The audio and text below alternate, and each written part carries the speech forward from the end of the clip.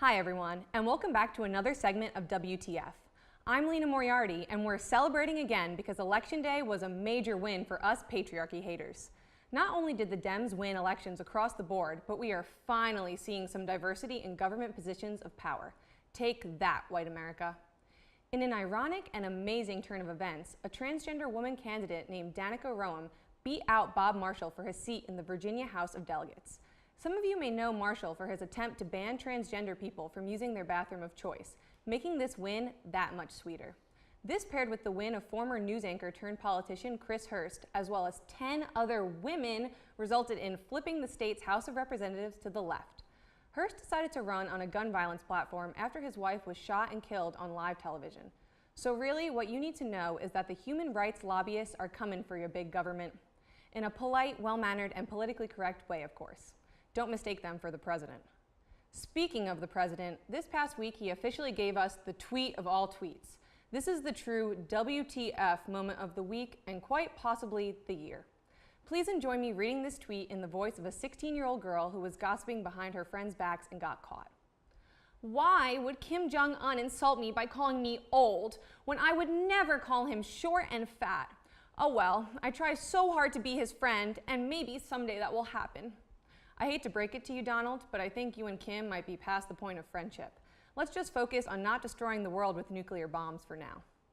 And while we're on the topic of Twitter, I have to read this one to you guys too. Trump tweeted, "Does the fake news media remember when crooked Hillary Clinton, as Secretary of State, was begging Russia to be our friend with the misspelled reset button? Obama tried also, but he had zero chemistry with Putin."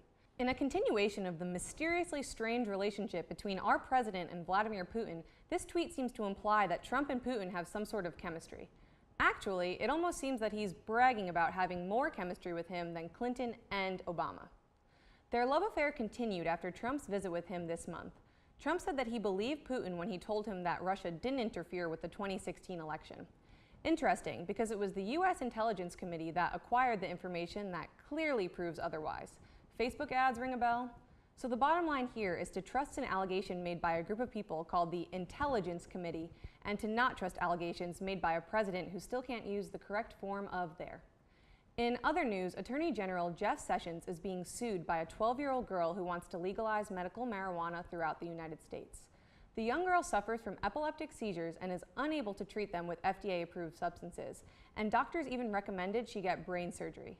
After trying cannabis, she has been seizure-free for 2 years now. I think we can all agree that getting stoned is better than getting brain surgery. And on a final note, the Country Music Association Awards took a more political approach than literally anyone would expect this past month. Carrie Underwood and Brad Paisley remixed her beloved hit, "Before He Cheats," into an unfortunately relevant "Before He Tweets." The lyrics referenced his embarrassing Twitter presence over the course of his presidency, with my favorite lyric being, "And it's fun to watch, yeah, that's for sure, until little rocket man starts a nuclear war, and then maybe next time he'll think before he tweets." This all came after the journalists who attended the CMAs were told not to ask questions that were too political.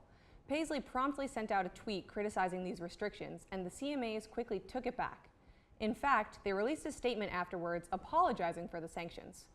We can all take something away from this occurrence. Firstly, if you make a huge mistake, you can always apologize and rescind your statement. Cough, nuclear war, cough. Secondly, you know that things are really messed up when even the Country Music Awards have to call out Trump on his BS. And lastly, the world is a political place, and if you don't consider yourself political, it's probably because you're privileged enough to do so. So learn a lesson from Brad Paisley and Carrie Underwood. Duck Frump and get involved. And that's it for this week. I'm Lena Moriarty, and I'll catch you next week for another hilariously frightening segment of WTF.